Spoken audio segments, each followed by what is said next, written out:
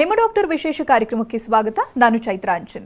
ಒತ್ತಡದ ಜೀವನ, ಬದಲಾಗ್ತಾ ಇರೋ ಜೀವನ ಶೈಲಿ, ಜನರಿಗೆ ನೂರಾರು ಆರೋಗ್ಯ ಸಮಸ್ಯೆ. ಯಾವ ಸಮಸ್ಯೆಗೆ ಯಾವ ಚಿಕಿತ್ಸೆ ಅನ್ನೋದು ದೊಡ್ಡ ಚಿಂತೆ. ಇಂತಹ ಸಮಸ್ಯೆ ಇರೋರಿಗೆ ಒಂದೇ ವೇದಿಕೆಯಲ್ಲಿ ಸಿಗುತ್ತೆ ಉತ್ತರ. ಇದೇ TV9 ವಿಶೇಷ ಕಾರ್ಯಕ್ರಮ ನಿಮ್ಮ ಡಾಕ್ಟರ್.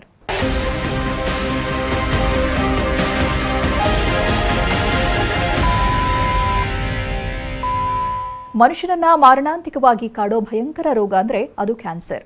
ಈ ರೋಗ ಬಂತು ಅಂದ್ರೆ ಜನರು ಚಿಕಿತ್ಸೆಯ ಬಗ್ಗೆ ವಿಚಾರಿಸೋದಕ್ಕಿಂತನೂ ಭಯ ಬೀಳೋದೇ ಜಾಸ್ತಿ. ವೈದ್ಯಕೀಯ ಲೋಕದಲ್ಲಿ ಕ್ರಾಂತಿಕಾರಕ ಬದಲಾವಣೆ ಉಂಟಾಗಿರುವ ಇಂದಿನ ಕಾಲದಲ್ಲೂ ಕೂಡ ಆ ಭೀತಿ ಕಡಿಮೆಯಾಗಿಲ್ಲ ಅಂತ ಹೇಳ್ಬೋದು. ಆದರೆ ಚಿಂತೆ ಮಾಡೋ ಅವಶ್ಯಕತೆ ಇಲ್ಲ. ಆಧುನಿಕ ವೈದ್ಯಕೀಯ ಲೋಕದಲ್ಲಿ ಕ್ಯಾನ್ಸರ್ ರೋಗಕ್ಕೆ ಸೂಕ್ತ ಹಾಗೆ ಪರಿಣಾಮಕಾರಿ ಚಿಕಿತ್ಸೆ ಇದೆ. ಚಿಕಿತ್ಸೆ ಮತ್ತೆ ಔಷಧಿ ಕ್ಷೇತ್ರದಲ್ಲಿ ಸಾಕಷ್ಟು ಅತ್ಯಾಧುನಿಕ ಸಂಶೋಧನೆಗಳು ಕೂಡ ಆಗಿರೋದ್ರಿಂದ ಪರಿಣಿತ ವೈದ್ಯರಿಂದ ಚಿಕಿತ್ಸೆ ಪಡೆದುಕೊಳ್ಳೋ ಮೂಲಕ ಬಹುದಿನಗಳ ಕಾಲ ಸಾಮಾನ್ಯರಂತೆ ವರ್ಷಾನುವರ್ಷ ಜೀವನವನ್ನು ಸಾಗಿಸಬಹುದು. ಹಾಗಾದ್ರೆ ಕ್ಯಾನ್ಸರ್ ಗೆಲ್ಲೋದು ಹೇಗೆ? ಈ ಬಗ್ಗೆ ವಿವರವಾಗಿ ತಿಳಿಸ್ಕೊಡ್ತಾರೆ consultant surgical oncologist doctor Naveen S ನಮ್ಮ ಜೊತೆಗಿದ್ದಾರೆ. ಬನ್ನಿ ಅವರೊಂದಿಗೆ ಮಾತನಾಡೋಣ. ನಮಸ್ಕಾರ ಡಾಕ್ಟರ್, ಕಾರ್ಯಕ್ರಮಕ್ಕೆ ಸ್ವಾಗತ. ನಿಮಗೆ ಮೊದಲೇ ಹೇಳಿದ ಹಾಗೆ ಕ್ಯಾನ್ಸರ್ ಅಂತ ಹೆಸರು ಕೇಳಿದ್ರೇನೆ ಜನ ಭಯ ಪಡ್ತಾರೆ ಅಂತ. ಸೊ ಅದ್ರ ಬಗ್ಗೆ ಅಷ್ಟೇನು ಏನಿದೆ ನೆಕ್ಸ್ಟ್ ಟ್ರೀಟ್ಮೆಂಟ್ ಅದ್ರ ಬಗ್ಗೆ ಯೋಚನೆ ಮಾಡೋದಕ್ಕಿಂತನೂ ಭಯ ಬೀಳ್ತಾ ಇದ್ದಾರೆ. ಸೊ ಮುಖ್ಯವಾಗಿ ಹೇಳಬೇಕು ಅಂತ ಹೇಳಿದ್ರೆ ಕ್ಯಾನ್ಸರ್ ಅಂದ್ರೆ ಏನು? Uncontrolled divisions of cell is called as cancer. ಅಂದರೆ ದೇಹದಲ್ಲಿ ನಿಯಂತ್ರಣ ತಪ್ಪಿ ಜೀವಕೋಶಗಳು ವಿಭಜನೆ ಆಗುವ ಪ್ರಕ್ರಿಯೆಗೆ ನಾವು ಕ್ಯಾನ್ಸರ್ ಅಂತ ಹೇಳ್ತೀವಿ. ಉದಾಹರಣೆ ಕೊಡೋದಾದರೆ, ಈಗ ಒಂದು ಕಾರ್ ಅದು ಪ್ರಾಪರ್ ಆಗಿ ಚಲನೆ ಆಗಬೇಕಂತ ಹೇಳಿದ್ರೆ ಆಕ್ಸಲರೇಟರ್ ಮತ್ತು ಬ್ರೇಕ್ ಎರಡೂ ಮುಖ್ಯ. ಅದೇ ರೀತಿ ನಮ್ಮ ಜೀವಕೋಶಗಳು ಅದು ಸರಿಯಾಗಿ ವಿಭಜನೆ ಆಗಬೇಕಂತ ಹೇಳಿದ್ರೆ ಆಕ್ಸಲರೇಟರ್ ರೀತಿ ವರ್ಕ್ ಮಾಡುವಂಥ ಜೀನ್ಸ್ಗಳು ಹಾಗೆ ಬ್ರೇಕ್ ರೀತಿ ವರ್ಕ್ ಮಾಡುವಂಥ ಜೀನ್ಸ್ಗಳು ಅತಿ ಮುಖ್ಯ. ಯಾವಾಗ ಈ ಎರಡು ಜೀನ್ಸ್ಗಳ ಮಧ್ಯದಲ್ಲಿ ಏರುಪೇರಾಗುತ್ತದೋ that will give rise to cancer. ಯಾಕಂದರೆ ಇವಾಗ ಒಂದು ಗಾಯ ಆಯಿತು ಅಂತ ಹೇಳಿದ್ರೆ ಅಲ್ಲಿ ಹೆಚ್ಚಿನ ಸೆಲ್ಸ್ ಡಿವೈಡ್ ಆಗಬೇಕು. ಗಾಯ ಒಣಗ್ತಾ ಇರೋ ರೀತಿಯಲ್ಲೇ ಅಲ್ಲಿ ಆ ಸೆಲ್ಸ್ ವಿಭಜನೆ ಕಮ್ಮಿ ಆಗ್ತಾ ಬರಬೇಕು. ಯಾವಾಗ ಈ ಪ್ರಕ್ರಿಯೆ ಏರುಪೇರಾಗುತ್ತದೆ the cells will become immortal and that will give rise to cancer. Okay, cancer ಅನ್ನೋ ಪದನ ಸಾಮಾನ್ಯವಾಗಿ ಜನ ಕೇಳಿರ್ತಾರೆ. ಇನ್ನು ಇದರಲ್ಲಿ ಟೈಪ್ಸ್ ಅನ್ನೋದಿದೆಯಾ, ವಿಧಗಳಿದೆಯಾ, ಯಾವ್ದು? ಎಕ್ಸಾಕ್ಟ್ಲಿ. ಇವಾಗ ನಾವು ಕ್ಯಾನ್ಸರ್ ಟೈಪ್ಸ್ ಅಂತ ಹೋಗೋದಿದ್ರೆ ಇವಾಗ ನಾವು ಮೇಲ್ಗಡೆಯಿಂದ ಕೆಳಗಡೆ ಬರೋದಿತ್ತಂತ ಹೇಳಿದ್ರೆ first depending upon the organ ಅಂತ ಹೇಳ್ತೀವಿ. ಬ್ರೈನಿಂದ ಬ್ರೈನ್ ಕ್ಯಾನ್ಸರ್, ಅದೇ ರೀತಿ ಗಂಟ್ಲು ಕ್ಯಾನ್ಸರ್, ಶ್ವಾಸಕೋಶದ ಕ್ಯಾನ್ಸರ್, ಥೈರಾಯ್ಡ್ ಕ್ಯಾನ್ಸರ್, ಹಾಗೆ ಜಠರದ ಕ್ಯಾನ್ಸರ್, ಅನ್ನನಾಳದ ಕ್ಯಾನ್ಸರ್, ಕರಳಿನ ಕ್ಯಾನ್ಸರ್, ಸ್ನಾಯುಗಳ ಕ್ಯಾನ್ಸರ್, ಹಾಗೆ ಮೂಳೆಗಳ ಕ್ಯಾನ್ಸರ್. ಇದು ಬ್ರಾಡ್ ಕ್ಲಾಸಿಫಿಕೇಶನ್. ಈಗ ನಾನು ನಿಮಗೆ ಒಂದು ಉದಾಹರಣೆ ಕೊಡ್ತೀನಿ. For example thyroid cancer. Thyroid ಕ್ಯಾನ್ಸರಲ್ಲಿ ನಾವು ಮೈಕ್ರೋಸ್ಕೋಪಲ್ಲಿ ನೋಡಿದಾಗ ತಿರ್ಗಾ ಅದರಲ್ಲಿ ಸಬ್ ಟೈಪ್ಸ್ ಅಂತ ಇರ್ತವೆ. ಥೈರಾಯ್ಡ್ ಕ್ಯಾನ್ಸರ್ ಅಂದರೆ ಒಂದೇ ಅಂಗದಿಂದ ಬರೆದು ಒಂದೇ ಕ್ಯಾನ್ಸರ್ ಅಲ್ಲ. ಸಬ್ ಟೈಪ್ಸ್ ಅಂದರೆ ಯಾವ ರೀತಿ? ಒಂದು ಪ್ಯಾಪಿಲರಿ ಕ್ಯಾನ್ಸರ್ ಅಂತ ಇದೆ, ಒಂದು ಮೆಡ್ಯುಲರಿ ಕ್ಯಾನ್ಸರ್ ಅಂತ ಇದೆ, ಇನ್ನೊಂದು ಲೈಕ್ ಏನಂತ ಹೇಳಿದ್ರೆ ಅನಾಪ್ಲಾಸ್ಟಿಕ್ ಕ್ಯಾನ್ಸರ್ ಅಂತ ಇದೆ. ಇದು ಏನಕ್ಕೆ ನಾನು ನಿಮಗೆ ಮುಖ್ಯವಾಗಿ ಹೇಳ್ತಿರೋದಂತ, ನಾನು ಮೊದಲನೇದು ಹೇಳಿದ್ನಲ್ಲ ಪ್ಯಾಪಿಲರಿ ಕ್ಯಾನ್ಸರ್ ಅಂತ, ಅದ್ರ ಪ್ರೋಗ್ನೋಸಿಸ್ ತುಂಬ ಚೆನ್ನಾಗಿರುತ್ತೆ. ಅಂದರೆ ಪೇಷಂಟ್ ಆಲ್ಮೋಸ್ಟ್ 100% ಪ್ರಾಪರ್ ಟ್ರೀಟ್ಮೆಂಟ್ ಸಿಕ್ಕಿದ್ರೆ ಬದುಕ್ತಾರೆ. ಅದೇ ರೀತಿ ಅನಾಪ್ಲಾಸ್ಟಿಕ್ ಕ್ಯಾನ್ಸರ್ ಅಂತ ಏನಾದ್ರು ಬಂದರೆ ಅವರು 6 ತಿಂಗಳ ಕಾಲದ ಮೇಲೆ ಬದುಕೋಂಥ ಪ್ರಕ್ರಿಯೆ ಏನಿದೆ ಅದು ತುಂಬ ಕಷ್ಟ ಆಗುತ್ತೆ. ಸೊ ಏನಕ್ಕೆ ಮುಖ್ಯ ಅಂದರೆ ಅಂಗ ಒಂದೇ ಥೈರಾಯ್ಡ್, ಬಟ್ ಕ್ಯಾನ್ಸರ್ ವಿಧ ಬೇರೆ ಇರೋದ್ರಿಂದ ಏನಾಗುತ್ತೆ ಅಂತ ಹೇಳಿದ್ರೆ ನಮಗೆ ಟ್ರೀಟ್ಮೆಂಟ್ ಪ್ರೋಗ್ನೋಸಿಸ್ ಬೇರೆ ಆಗುತ್ತೆ. ಯಾರೋ ಒಬ್ರು ಥೈರಾಯ್ಡ್ ಕ್ಯಾನ್ಸರ್ ಬಂದರು, ಅವ್ರು ಬೇಗ ಸತ್ತೋದ್ರು, ನನಗೂ ಹಾಗೆ ಆಗುತ್ತೆ, ತಪ್ಪು. ಸೊ ಅದರದಲ್ಲೂ ವೇರಿಯೇಷನ್ ಇರುತ್ತೆ. ನೀವು ಅದನ್ನು ಯಾವ ವೆರೈಟಿ ಅಂತ ನೋಡಿಕೊಂಡು ಅದ್ರ ಮೇಲೆ ಟ್ರೀಟ್ಮೆಂಟ್ ಆಧಾರ ಇರುತ್ತೆ. ಓಕೆ ಡಾಕ್ಟರ್, ಬಹಳಷ್ಟು ವಿಧಗಳನ್ನ ಹೇಳಿದ್ರಿ ನೀವು. ಕಾರಣಗಳನ್ನ ವಿವರಿಸೋದಾದ್ರೆ ಮೋಸ್ಟ್ ಪ್ರಾಬಬ್ಲಿ ಎಲ್ಲ ಟೈಪ್ಸ್ ಅಲ್ಲಿ ಬೇರೆ ಬೇರೆ ರೀತಿಯ ಕಾರಣಗಳನ್ನ ನಾವು ನೋಡಬಹುದು ಅಂತ. ಹೌದು ಮೇಡಮ್. ಯಾಕಂತ ಹೇಳಿದ್ರೆ ಇವಾಗ ನಾವು ಕ್ಯಾನ್ಸರ್ದನ್ನ ಕಾರಣಗಳನ್ನು ಲೀಸ್ಟ್ ಮಾಡ್ತಾ ಹೋಯ್ತಂತ ಹೇಳಿದ್ರೆ ಹಲವು ಕಾರಣಗಳಿದಾವೆ. ಆದರೆ ನಾನು ಇಲ್ಲಿ ಈ ಪರ್ಟಿಕ್ಯುಲರ್ ಪ್ರೋಗ್ರಾಮಲ್ಲಿ ಇಂಪಾರ್ಟೆಂಟ್ ಕಾರಣಗಳನ್ನು ನಾನು ಮೇಯ್ನಾಗಿ ಅದ್ರ ಬಗ್ಗೆ ನಾನು ಹೇಳಲಿಕ್ಕೆ ಪ್ರಯತ್ನ ಪಡ್ತೀನಿ. ಫಸ್ಟ್ ಒನ್ ಬಂದ್ಬಿಟ್ಟು ಟೊಬ್ಯಾಕೊ ಅಥವಾ ತಂಬಾಕು ಏನಿದೆ ಅದು.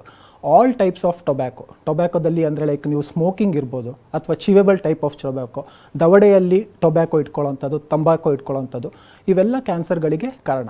ಮತ್ತು ಇನ್ನೊಂದು ಏನಂತ ಹೇಳಿದ್ರೆ ನಮಗೊಂದು ಮನೋಭಾವನೆ ಇರುತ್ತೆ, ನಾನು ಕ್ಯಾನ್ಸರ್ ಟೊಬ್ಯಾಕೊ ತಿಂದರೆ ಬರೀ ಶ್ವಾಸಕೋಶದ ಕ್ಯಾನ್ಸರ್, ಬಾಯಿನ ಕ್ಯಾನ್ಸರ್ ಅಷ್ಟೇ ಬರುತ್ತೆ ಅಂತ.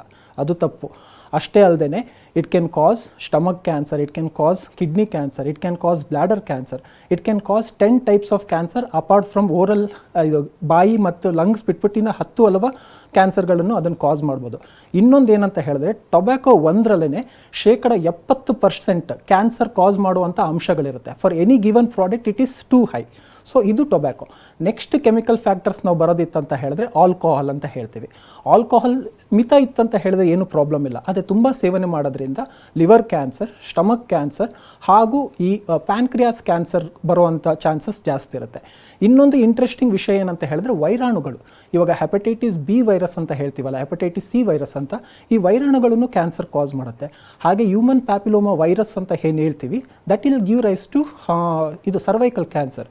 ಬರೀ ವೈರಸ್ ಅಷ್ಟೇ ಅಲ್ಲ, ಬ್ಯಾಕ್ಟೀರಿಯಾ, ಇದು ಎಚ್ ಪೈಲೋರಿ ಬ್ಯಾಕ್ಟೀರಿಯಾ ಅಂತ ಏನಿದೆ, that can give rise to like stomach cancer. So even ಈ ವೈರಾಣುಗಳಿಂದನೂ ಕ್ಯಾನ್ಸರ್ ಬರೋ ಅಂಥ ಪಾಸಿಬಿಲಿಟೀಸ್ ಇದೆ. ಇವು ಮುಖ್ಯ ಕಾರಣಗಳು. ಅದೇ ರೀತಿ ಹೋಗೋದಿದ್ರೆ ಇವಾಗ ನನಗೆ ಎಷ್ಟೊಂದು ಪ್ರಶ್ನೆಗಳು ಕೇಳೋದು, ಸರ್ ಯಾಕೆ ಇಷ್ಟೊಂದು ಕ್ಯಾನ್ಸರ್ ಇನ್ಸಿಡೆನ್ಸ್ ಜಾಸ್ತಿ ಆಗ್ತಾ ಇದೆ ಅಂತ. ಡಯಟರಿ ಅಂದರೆ ಲೈಕ್ ನಾವು ಏನು ಊಟ ಮಾಡ್ತೀವಿ ಅದೊಂದು, ಮತ್ತು ನಮ್ಮ ಲೈಫ್ ಸ್ಟೈಲ್. ಇವಾಗ ನಾವೆಲ್ಲ ಸಣ್ಣದಲ್ಲಿರಬೇಕಾದ್ರೆ ನಾವು ಏನಂತ ಹೇಳಿದ್ರೆ ಮನೆಯಲ್ಲಿ ತರಕಾರಿ ಮತ್ತು ಈ ನಾರಿನಂಶನ ಜಾಸ್ತಿ ತಿಂತಿದ್ವಿ. ಅವತ್ತಿನ ದಿವಸ ಹೋಗಿ ಅಂಗಡಿಯಲ್ಲಿ ತರಕಾರಿಗಳನ್ನು ತಂದು ಕುಕ್ ಮಾಡಿ ನಾವು ತಿಂತಿದ್ವಿ. ನೀವು ಇವಾಗ ನೋಡಿದ್ರೆ ಪ್ರೊಸೆಸ್ಡ್, ಪ್ಯಾಕ್ಡ್ ಮತ್ತು ಪ್ರಿಸರ್ವೇಟಿವ್ ಫುಡ್ಸ್ಗಳ ಸೇವನೆ ತುಂಬ ಅಂದರೆ ತುಂಬ ಜಾಸ್ತಿ ಆಗ್ತಿದೆ. ಅದರಲ್ಲಿ ಎಷ್ಟು ಕೆಮಿಕಲ್ಸ್ ಇದ್ದಾವೆ, ಅದ್ರದ್ದು ಮೇಲೆ ನಮ್ಮ ಇದ್ರ ಮೇಲೆ ಎಷ್ಟು ಪ್ರಭಾವ ಬೀಳುತ್ತೆ ನಮಗೆ ಅದು ಗೊತ್ತಿಲ್ಲ. So all these things are increasing the incidence of the cancer. ಮತ್ತು ಇನ್ನೊಂದು ಏನಂತ ಹೇಳಿದ್ರೆ ಲೈಕ್ ಇದು ಇತ್ತೀಚೆಗೆ ಬಂದಿರೋದು ಏನಂತ ಹೇಳಿದ್ರೆ, ಫಾರ್ ಎಕ್ಸಾಂಪಲ್ ನಾವು ಕಾರ್ಬೋಹೈಡ್ರೇಟ್ಸ್ನ ಜಾಸ್ತಿ ಸೇವನೆ ಮಾಡೋದ್ರಿಂದ ನ್ಯಾಚುರಲಿ ಏನಾಗುತ್ತೆ ಅಂತ ಹೇಳಿದ್ರೆ ಇನ್ಸುಲಿನ್ ಅಂಶ ದೇಹದಲ್ಲಿ ಜಾಸ್ತಿ ಆಗುತ್ತೆ. ನಮಗೇನಂತ ಹೇಳಿದ್ರೆ ಇನ್ಸುಲಿನ್ ಅಂತ ಹೇಳಿದ್ರೆ ಬರೀ ಶುಗರ್ ಕಮ್ಮಿ ಮಾಡುತ್ತೆ ಅಂತ ಅಷ್ಟೇ ನಮಗೆ ಗೊತ್ತಿರೋದು. ಇಲ್ಲ, ದೇಹದ ಬೇರೆ ಬೆಳವಣಿಗೆಗಳಿಗೆ ಅಥವಾ ಸೆಲ್ಸ್ ಡಿವಿಷನಿಗೆ ಇನ್ಸುಲಿನ್ ತುಂಬ ಮುಖ್ಯ ಪಾತ್ರ ಮಾಡುತ್ತೆ. ಸೊ ಇವಾಗ ನಾವು ಹೆಚ್ಚು ಈ ಕಾರ್ಬೋಹೈಡ್ರೇಟ್ಸ್ನ ನಾವು ಜಾಸ್ತಿ ಸೇವನೆ ಮಾಡೋದ್ರಿಂದ ಏನಾಗುತ್ತೆ ಅಂತ ಹೇಳಿದ್ರೆ ಈ ಇನ್ಸುಲಿನ್ ಅಂಶ ದೇಹದಲ್ಲಿ ಜಾಸ್ತಿಯಾಗಿ even that can give rise to cancer. So sedentary lifestyle ಮತ್ತು ನಾವು ಹೆಚ್ಚು ಕೆಲಸ ಮಾಡದೇ ಇರೋವಂಥದ್ದು, ಈ ಥರ ಸೆಡೆಂಟರಿ ಲೈಫ್ ಸ್ಟೈಲ್ಸ್ ಇದ್ದಾಗ ನಮಗೆ ಈ ಕ್ಯಾನ್ಸರ್ ಇನ್ಸಿಡೆನ್ಸ್ ಜಾಸ್ತಿ ಆಗುತ್ತೆ. ಮತ್ತು ಇನ್ನೊಂದು ನಾನು ಏನು ಹೇಳೋಕ್ಕೆ ಇಷ್ಟಪಡ್ತೀನಿ ಅಂತ ಹೇಳಿದ್ರೆ ರೇಡಿಯೇಷನ್ ಅಂತ ಹೇಳ್ತೀವಿ. ರೇಡಿಯೇಷನ್ ಅಂತ ಹೇಳಿದ್ರೆ ಸೂರ್ಯನ ಕಿರಣಗಳಿರ್ಬೋದು ಅಥವಾ ಕಾಸ್ಮಿಕ್ ರೇಡಿಯೇಷನ್ಸ್ ಅಂತ ಹೇಳ್ತೀವಿ. This are naturally coming radiations. Apart from that ಇದರಿಂದನೂ ಸ್ಕಿನ್ ಕ್ಯಾನ್ಸರ್ ಹಾಗೂ ಬೇರೆ ರೀತಿ ಕ್ಯಾನ್ಸರ್ಗಳು ಬರುವಂಥ ಚಾನ್ಸಸ್ ಇರುತ್ತೆ. ಅದೇ ರೀತಿ ಇವಾಗ like man made artificial radiation ಅಂತ ಹೇಳ್ತೀವಿ. ಈಗ ಎಷ್ಟು ಜನರು CT ಸ್ಕ್ಯಾನಿಗೆ ಎಕ್ಸ್ಪೋಜರ್ ಆಗ್ತಾ ಇದ್ದಾರೆ, ಎಕ್ಸ್ರೇಗೆ ಎಕ್ಸ್ಪೋಜರ್ ಆಗ್ತಾ ಇದ್ದಾರೆ. ಸೊ ತುಂಬ ಅಂದರೆ ತುಂಬ ಎಕ್ಸ್ಪೋಸ್ ಆಗಿರೋದ್ರಿಂದ ಅದು ಸಣ್ಣ ಮಟ್ಟಿಗೆ ಕ್ಯಾನ್ಸರಿಗೆ ರಿಸ್ಕ್ ಫ್ಯಾಕ್ಟರ್ ಆಗುತ್ತೆ. ಯಾಕಂದರೆ they are nothing but radiations. So ಇವೆಲ್ಲ ಕಾರಣಗಳು, ಇವೆಲ್ಲ ನಾನು ಹೇಳಿರೋದೆಲ್ಲ ಮುಖ್ಯವಾದ ಕಾರಣಗಳು. ಇನ್ನೊಂದೇನಂತ ಹೇಳಿದ್ರೆ ಈಗ ಅಮೇರಿಕಾದಲ್ಲಿ ಯಾರು ರೆಡ್ ಮೀಟನ್ನು ತಿಂತಾರೆ ಅವರಿಗೆ ಕರುಳಿನ ಕ್ಯಾನ್ಸರ್ ಜಾಸ್ತಿ ಬರುತ್ತೆ ಅಂತ ಒಂದು ಇದಿತ್ತು. ಯಾಕಂದರೆ it is known fact, red meat is known to cause colon cancer ಅಂತ. ಆದರೆ ಇನ್ನೊಂದು ಮುಖ್ಯ ಅಂಶ ಏನಂತ ಹೇಳಿದ್ರೆ ಮಾಂಸ ಬಲಿಲಿ ಅಂತ ಅವರು ಅನಬೋಲಿಕ್ ಸ್ಟೀರಾಯ್ಡ್ಸ್ ಇಂಜೆಕ್ಟ್ ಮಾಡ್ತಾಯಿದ್ರು. ಆವಾಗ ರಿಟ್ರೋಸ್ಪೆಕ್ಟಿವ್ ಆಗಿ ಅದೇನಾಗ್ತಾ ಇತ್ತು ಅಂತ ಹೇಳಿದ್ರೆ ಅದನ್ನು ಯಾರು ಸೇವನೆ ಮಾಡಿದ್ರು ಆ ಸ್ಟಡಿದಲ್ಲಿ ಬ್ರೆಸ್ಟ್ ಕ್ಯಾನ್ಸರ್ ಕೂಡ ದುಪ್ಪಟ್ಟು ಇನ್ಕ್ರೀಸ್ ಆಗೋಂಥ ಚಾನ್ಸಸ್ ಇರ್ತಿತ್ತು. ಬಿಕಾಸ್ ಅನಬೋಲಿಕ್ ಸ್ಟೀರಾಯ್ಡ್ಸ್ ಅದು ಮಾಂಸದಲ್ಲಿದ್ದು was getting converted into estrogen in the human population. So ಹೀಗೆ ಹಲವಾರು ಕಾರಣಗಳಿದೆ. ಇವಾಗ ನಾನು ನಿಮಗೆ ಹೇಳಿದೆ this is only tip of the iceberg. ಎಷ್ಟೊಂದು ಕಾರಣಗಳಿದೆ, ಮುಖ್ಯವಾದ ಕಾರಣಗಳನ್ನು ನಮ್ಮ ಮುಂದೆ ತಿಳಿಸಿದ್ದೀನಿ. ಓಕೆ ಡಾಕ್ಟರ್, ಇನ್ನು ಈ ಜನರೇಷನ್ಗೆ ಸರಿಯಾಗಿ ನೀವು ಹೇಳೋದಾದ್ರೆ ಯಾವ ವಯಸ್ಸಿನವರೆಗೂ ಕ್ಯಾನ್ಸರ್ ಬರೋದಿಲ್ಲ ಅಂತ ಹೇಳ್ತಾರೆ, ಏಜ್ ಲಿಮಿಟ್ ಬಗ್ಗೆ? ಹಾಂ ಮೇಡಮ್, ಅಂದರೆ ಲೈಕ್ ಎಲ್ಲ ವಯಸ್ಸಿನ ವರ್ಗದವರಿಗೂ ಕ್ಯಾನ್ಸರ್ ಬರ್ಬೋದು. ಆದರೆ ನಮಗೆ ಏನು ಗೊತ್ತಿರಬೇಕಂತ ಹೇಳಿದ್ರೆ ಕೆಲವೊಂದು ವಯಸ್ಸಿನಲ್ಲಿ ಕೆಲವೊಂದು ಕ್ಯಾನ್ಸರ್ ಕಾಮನ್ ಇರುತ್ತೆ. ಹುಟ್ಟಿದ ಮಗುವಿಂದ 20 ವರ್ಷದ ಕಾಲ ಲ್ಯುಕೇಮಿಯಾಸ್ ಅಂತ ಹೇಳ್ತೀವಿ, ಏನು ನಾವು ಬ್ಲಡ್ ಕ್ಯಾನ್ಸರ್ ಅಂತ ಹೇಳ್ತೀವಿ, ಮಕ್ಕಳಲ್ಲಿ ಬ್ಲಡ್ ಕ್ಯಾನ್ಸರ್ ಅಂತ ಹೇಳ್ತೀವಿ, ಅಥವಾ ವಿಲ್ಮ್ಸ್ ಟ್ಯೂಮರ್ ಅಂತ ಕಿಡ್ನಿಲಿ ಬರೋ ಅಂಥದ್ದು, ಇದು ತುಂಬ ಕಾಮನ್ ಇರುತ್ತೆ. ಅದೇ ರೀತಿ ನಾವೇನಾದ್ರೂ 20ರಿಂದ ಒಂದು 40 ವರ್ಷ 50 ವರ್ಷಕ್ಕೆ ನಾವೇನಾದ್ರೂ ಯೋಚನೆ ಮಾಡೋದು ಹೋಯ್ತು ಅಂತ ಹೇಳಿದ್ರೆ ಟೆಸ್ಟಿಕ್ಯುಲರ್ ಕ್ಯಾನ್ಸರ್ ಇರ್ಬೋದು, ಅದೇ ರೀತಿ ಥೈರಾಯ್ಡ್ ಕ್ಯಾನ್ಸರ್ ಇರ್ಬೋದು, ಆಮೇಲೆ ಲಿಂಫೋಮಾಸ್ ಮತ್ತು ಲ್ಯುಕೇಮಿಯಾಸ್ ಅಂತ ಹೇಳ್ತೀವಿ. ಸೊ ಈ ಥರ ಕ್ಯಾನ್ಸರ್ಗಳು ಕಾಮನ್ ಇರುತ್ತೆ. ಅದೇ 60 ವರ್ಷದ ವಯಸ್ಪಟ್ಟಿಗೆ ಸರ್ವೇ ಸಾಮಾನ್ಯ ಎಲ್ಲ ಕ್ಯಾನ್ಸರ್ಗಳೂ ಬರ್ತವೆ. ಆದರೆ ಇತ್ತೀಚೆಗೆ ನಾನು ಇಷ್ಟೋ ತನಕ ನಿಮಗೆ ಎಕ್ಸ್ಪ್ಲೈನ್ ಮಾಡೋದಿಲ್ಲ, ಡಯಟ್ರಿ ಫ್ಯಾಕ್ಟರ್ಸ್ ಮತ್ತು ಇದರದ್ದೆಲ್ಲ ವೇರಿಯೇಷನ್ ಆಗಿರೋದ್ರಿಂದ ನಾವು ಇತ್ತೀಚಿನ ದಿನಗಳು ಏನು ನೋಡ್ತಾ ಇದ್ದೀವಿ ಅಂತ ಹೇಳಿದ್ರೆ ಕ್ಯಾನ್ಸರ್ ಇನ್ಸಿಡೆನ್ಸ್ ಏನಿದೆ 60 ವರ್ಷದಿಂದ, ಈಗ ನಾವು ಏನು 60 ವರ್ಷದಲ್ಲಿ ನೋಡ್ತಿದ್ವಿ ಅದನ್ನು 50 ವರ್ಷಕ್ಕೆ 50 ವರ್ಷ 40 ವರ್ಷಕ್ಕೆ ಬರ್ತಿದ್ವಿ. ನಾವಿವಾಗ MBBS ಮಾಡಬೇಕಾದ್ರೆ ಒಂದು ಗಂಟು ಬಂದು ನಾವು ಯಾರು 40 ವರ್ಷದವರಿಗೆ ಇದು ಕ್ಯಾನ್ಸರ್ ಅಂತ ನಾವೇನಾರು ಹೇಳಿದರೆ ನಮ್ಮನ್ನು ಫೇಲ್ ಮಾಡ್ತಿದ್ರು ಅವಾಗ. ಈಗ ಆ ಥರ ಇಲ್ಲ, because it is increasing in even in younger populations. Okay doctor, ಇನ್ನು ಮುಖ್ಯವಾಗಿ ಇದರ ಲಕ್ಷಣಗಳನ್ನ ಹೇಳೋದಾದ್ರೆ ಇನಿಷಿಯಲ್ ಸ್ಟೇಜ್ ಅಲ್ಲಿ ಅದಾದ ನಂತರ ಯಾವ ರೀತಿಯಾಗಿ ಲಕ್ಷಣಗಳಲ್ಲಿ ಬದಲಾವಣೆ ಆಗುತ್ತೆ, ಹೇಗಿರುತ್ತೆ? ಯಾ ಮೇಡಮ್, ಅದನ್ನು ಸೆಗೈನ್ ಅದು ಸಿಂಪ್ಟಮ್ಸ್ ಮೇನ್ಲಿ ಡಿಪೆಂಡ್ಸ್ ಅಪಾನ್ ಎಲ್ಲಿ ಕ್ಯಾನ್ಸರ್ ಇದೆ ಅಂತ. ಇವಾಗ ಫಾರ್ ಎಕ್ಸಾಂಪಲ್ ಕ್ಯಾನ್ಸರ್ ಏನಾದ್ರು ಬ್ರೈನಲ್ಲಿ ಇತ್ತಂತ ಹೇಳಿದ್ರೆ ವಾಂತಿ ಆಗೋವಂಥದ್ದು, ತಲೆನೋವು ಆಗೋವಂಥದ್ದು ಇರುತ್ತೆ. ಬಾಯಿ ಕ್ಯಾನ್ಸರ್ ಇತ್ತಂತ ಹೇಳಿದ್ರೆ ಅವರಿಗೆ ಉಣ್ಣಿರೋ ಅಂಥದ್ದು, ರಕ್ತ ಬ್ಲೀಡಿಂಗ್ ಆಗೋದು, ಮುಟ್ಟಿದ್ರೆ ಬ್ಲೀಡಿಂಗ್ ಆಗೋ ಅಂಥದ್ದು ಇರುತ್ತೆ. ಅದೇ ಅನ್ನನಾಳದ ಕ್ಯಾನ್ಸರ್ ಇತ್ತಂತ ಹೇಳಿದ್ರೆ ತಿಂದಾಗ ಅವರಿಗೆ ನುಂಗ್ಲಿಕ್ಕೆ ಕಷ್ಟ ಆಗುತ್ತೆ.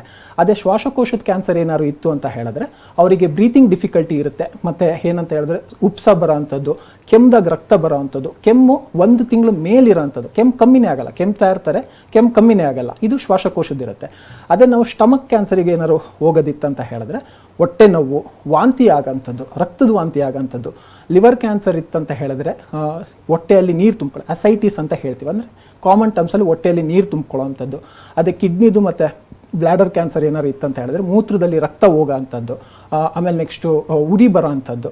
ಅದೇ ರೀತಿ ಇವಾಗ ಕರಳು ಕ್ಯಾನ್ಸರ್ ಹೋಗುತ್ತಂತ ಹೇಳಿದ್ರೆ ಹೊಟ್ಟೆ ಉಬ್ರಿಸ್ಕೊಳ್ಳೋದು, ಅದಾದಮೇಲೆ ಕಕ್ಕಸಿಗೆ ಹೋಗ್ಬೇಕಾದ್ರೆ ರಕ್ತ ಹೋಗೋ ಅಂಥದ್ದು. ಅದೇ ಇವಾಗ ಲೈಕ್ ಇದು ಎಂಡೋಮೆಟ್ರಿಯಲ್ ಕ್ಯಾನ್ಸರ್ ಅಂತ ಹೇಳಿದ್ರೆ ಹೆಚ್ಚು ರಕ್ತಸ್ರಾವ ಆಗೋ ಅಂಥದ್ದು. ಅದೇ ರೀತಿ ಓವೇರಿಯನ್ ಕ್ಯಾನ್ಸರ್ ಇತ್ತಂತ ಹೇಳಿದ್ರೆ ಹೊಟ್ಟೆ ಉಬ್ರಿಸ್ಕೊಳ್ಳೋದು ಅಂತ, ಹೊಟ್ಟೆಯಲ್ಲಿ ಗಂಟು ಸಿಗೋ ಅಂಥದ್ದು, ಅಲ್ಲೂ ನೀರು ಶೇಖರಣೆ ಆಗೋಂಥದ್ದು. ಇವೆಲ್ಲ ಸರ್ವೇಸಾಮಾನ್ಯ ಲಕ್ಷಣಗಳು. ಮೂಳೆ ಕ್ಯಾನ್ಸರ್ ಇತ್ತಂತ ಹೇಳಿದ್ರೆ ತುಂಬ ಅಂದರೆ ತುಂಬ ಅವರಿಗೆ ಬೆನ್ನೋವು ಬರುತ್ತೆ. ಬೆನ್ನೋವು ಅಂದರೆ ತುಂಬ ವಿಪರೀತ, ಬೇರೆ ಎಲ್ಲ ಯಾವ್ಯಾವ ಮೂಳೆ ಇರುತ್ತೆ ಅಲ್ಲಿ ಬೆನ್ನೋವು ಬರುತ್ತೆ. ಅದೇ ರೀತಿ ಈ ಸ್ನಾಯು ಕ್ಯಾನ್ಸರ್ಗಳಿತ್ತಂತ ಹೇಳಿದ್ರೆ ಅದು ಗಂಟಿರುತ್ತೆ ಮತ್ತು ಆ ಗಂಟು ನೋವಲ್ಲ. Same with breast cancer also. ಅವಾಗ ಏನಾಗುತ್ತೆ ಅಂತ ಹೇಳಿದ್ರೆ ಎದೆಯಲ್ಲಿ ಗಂಟಿರುತ್ತೆ, ಅದು ನೋವಿರಲ್ಲ. ಅದಾದಮೇಲೆ ನೆಕ್ಸ್ಟು ಇವಾಗ ಲೈಕ್ ನಿಪ್ಪಲ್ ಡಿಸ್ಚಾರ್ಜ್ ಅಂತ ಹೇಳ್ತೀವಿ, ಬ್ಲೀಡಿಂಗ್ ಡಿಸ್ಚಾರ್ಜ್ ಆಗೋಂಥದ್ದು, ಅಥವಾ ಸ್ಕಿನ್ ಅದ್ರ ಮೇಲಿರೋಂಥ ಸ್ಕಿನ್ ಅಲ್ಸರೇಷನ್ ಆಗೋಂಥದ್ದು. ಇವೆಲ್ಲ ಬಂದ್ಬಿಟ್ಟು ಕ್ಯಾನ್ಸರ್ದ ಲಕ್ಷಣಗಳು. ಬಟ್ ಮುಖ್ಯವಾಗಿ ನಾನು ಇನ್ನೊಂದು ಏನು ಪಾಯಿಂಟ್ ಹೇಳ್ತೀನಿ ಅಂತ ಹೇಳಿದ್ರೆ, ಸರ್ ಇಷ್ಟೆಲ್ಲ ಲಕ್ಷಣಗಳಿದ್ದರೆ ಯಾಕೆ ಕ್ಯಾನ್ಸರ್ ಡಿಟೆಕ್ಟ್ ಆಗಲ್ಲ ಅಂತ ಎಲ್ಲ ಕೇಳ್ತಾರೆ.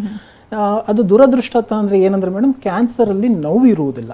ಇವಾಗ ಕ್ಯಾನ್ಸರಲ್ಲಿ ಬೇರೆದ್ರಲ್ಲಿ ಯಾರೇ ಇದಾದ್ರೂ ಡಾಕ್ಟರ್ ಹತ್ರ ಬರಬೇಕಂದ್ರೆ ನೋವು ಇರಬೇಕು, ಕ್ಯಾನ್ಸರಲ್ಲಿ ನೋವು ಇರೋದಿಲ್ಲ.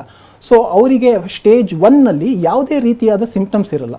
Most of the time stage 1ನಲ್ಲಿ ಡಿಟೆಕ್ಟ್ ಆಗೋ ಪೇಷಂಟ್ಸ್ ಆ ಸ್ಟೇಜಲ್ಲಿ ಡಿಟೆಕ್ಟ್ ಆದರೆ it is easily curable.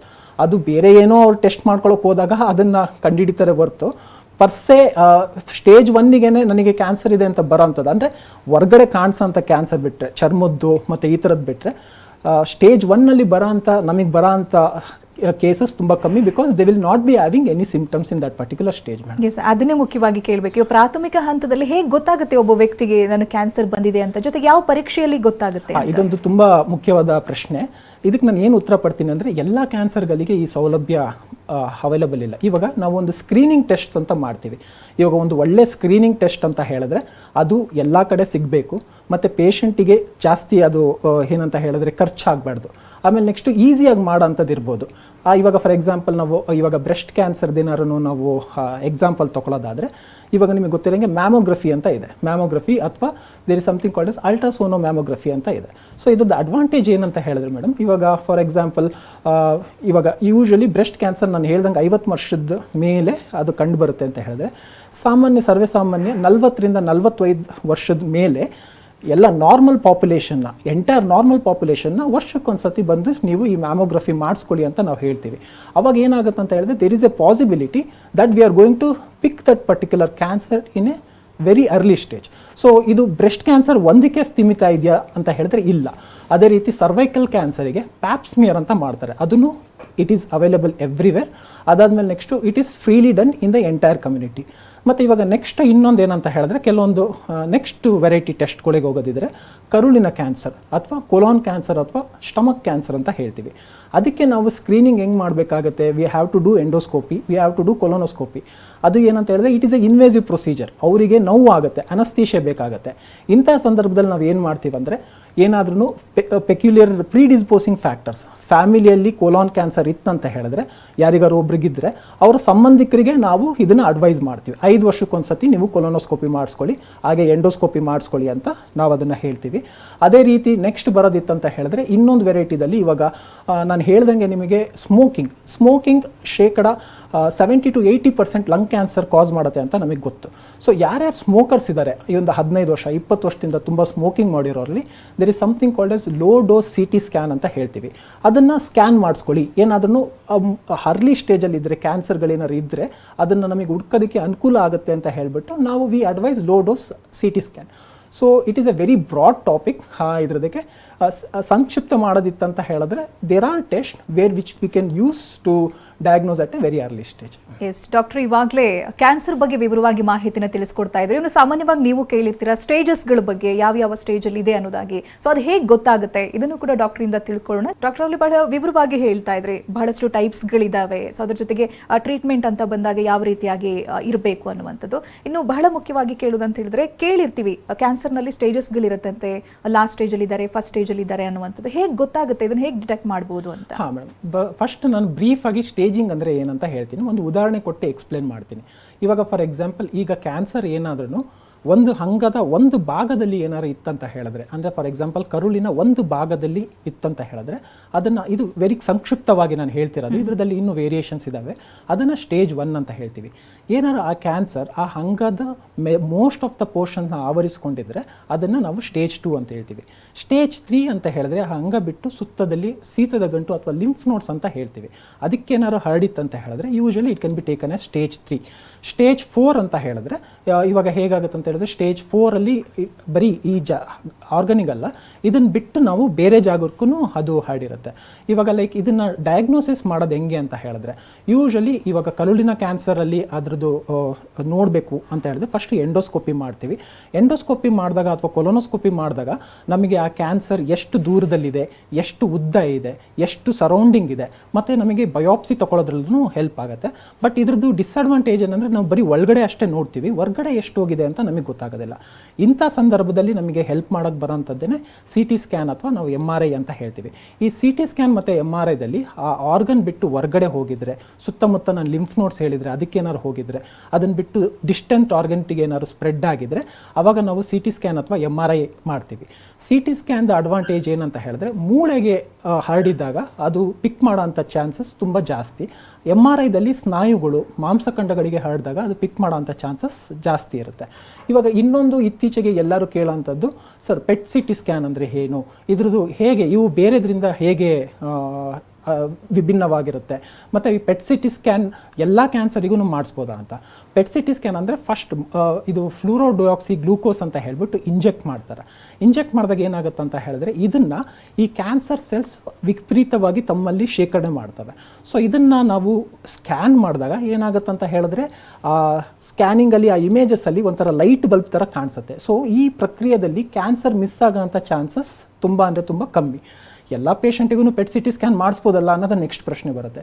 Problem ಏನಂದರೆ, ಎಲ್ಲ ಕ್ಯಾನ್ಸರ್ಗಳನ್ನು ಇದನ್ನು ಶೇಖರಣೆ ಮಾಡೋದಿಲ್ಲ.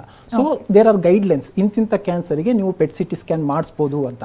ಅಂತಂಥ ಕ್ಯಾನ್ಸರಲ್ಲಿ ನಾವು ಈ ಮೆಟಾಸ್ಟಸಿಸ್ ಬೇರೆ ಕಡೆ ಹರಡಿದ್ದಕ್ಕೆ ಯಾವ ಹಂತದಲ್ಲಿದೆ ಅಂತ ನೋಡೋದಕ್ಕೆ ನಾವು PET CT ಸ್ಕ್ಯಾನ್ನ ಯೂಸ್ ಮಾಡ್ತೀವಿ. ಪತ್ತೆ ಹಚ್ಚೋದು ಹೇಗೆ ಅಂತ ಹೇಳಿದ್ರಿ ಡಾಕ್ಟರ್, ಇನ್ನು ಚಿಕಿತ್ಸಾ ವಿಧಾನವನ್ನು ವಿವರಿಸೋದಾದ್ರೆ ಯಾವ ರೀತಿಯಾಗಿರುತ್ತೆ? ಹಾಂ, ಅದನ್ನು ಹೇಳ್ತೀನಿ ಮೇಡಮ್. ಇವಾಗ ಸಿಂಪಲ್ ಆಗಿ ಹೇಳ್ಬೇಕಂತ ಹೇಳಿದ್ರೆ, ನಾವು ಇವಾಗ ಊರ ಕಡೆ ಹೋಗ್ಬೇಕಾದ್ರೆ, ನಾವು ಮುಂಚೆ ನಾವೆಲ್ಲ ಇವಾಗ ರಜಾ ಬಂದಾಗ ಹಳ್ಳಿ ಕಡೆ ಹೋಗ್ಬೇಕಾದ್ರೆ ಒಂದು ಕಡೆ ಕಳೆ ಬಂದಿದ್ರೆ ಅದನ್ನ ಕೈಯಲ್ಲಿ ಕಿತ್ತಾಕ್ತಾ ಇದ್ರು. ಅದೇ ಗದ್ದೆ ಪೂರ್ತಿ ಕಳೆ ಇದ್ರೆ ಐದರ್ ಅದನ್ನ ಔಷಧಿ ಹಾಕ್ತಾ ಇದ್ರು, ಇಲ್ಲ ಅಂತ ಹೇಳಿದ್ರೆ ಬೆಂಕಿ ಹಾಕಿ ಸುಡ್ತಾ ಇದ್ರು.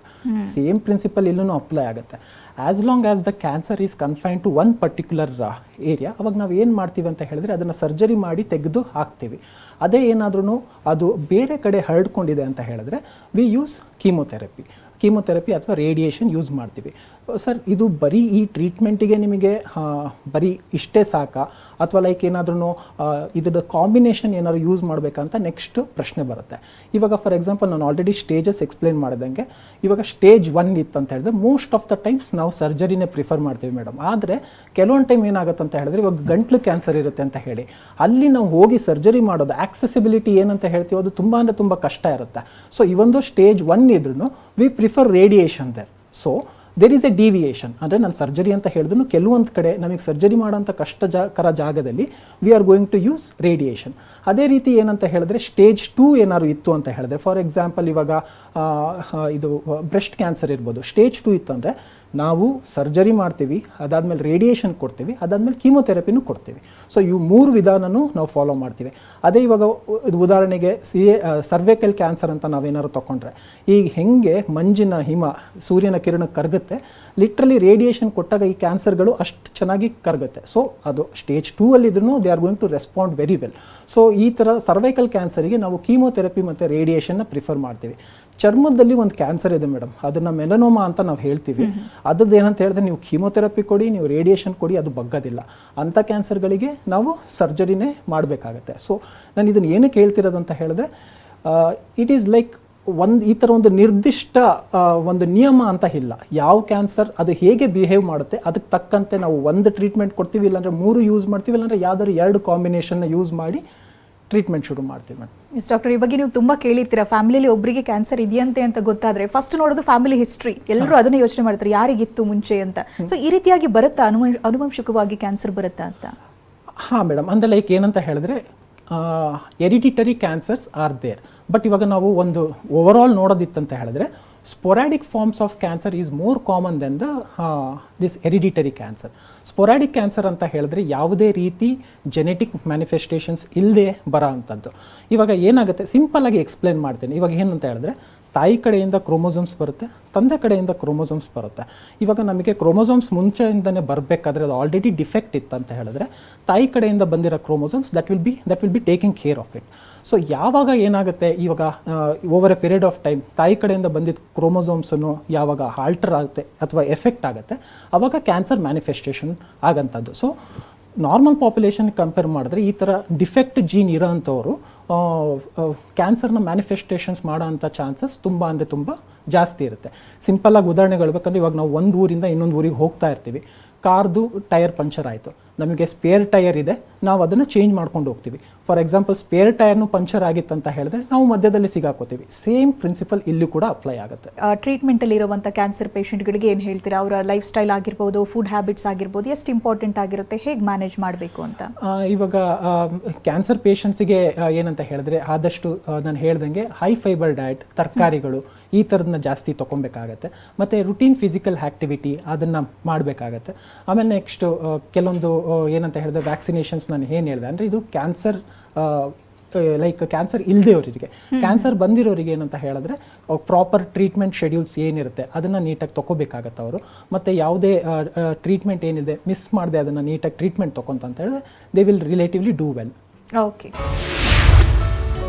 Dr. Naveen S, Consultant Surgical Oncologist, number 7940, second phase, 4th stage, Vijayanagara, Mysuru, 570017. ದೂರವಾಣಿ ಸಂಖ್ಯೆ 9739300550. ಇದೇ ಹೊತ್ತಿನ ವಿಶೇಷ. ನಿರಂತರ ಸುದ್ದಿಗಾಗಿ ನೋಡ್ತಾ ಇರಿ TV9.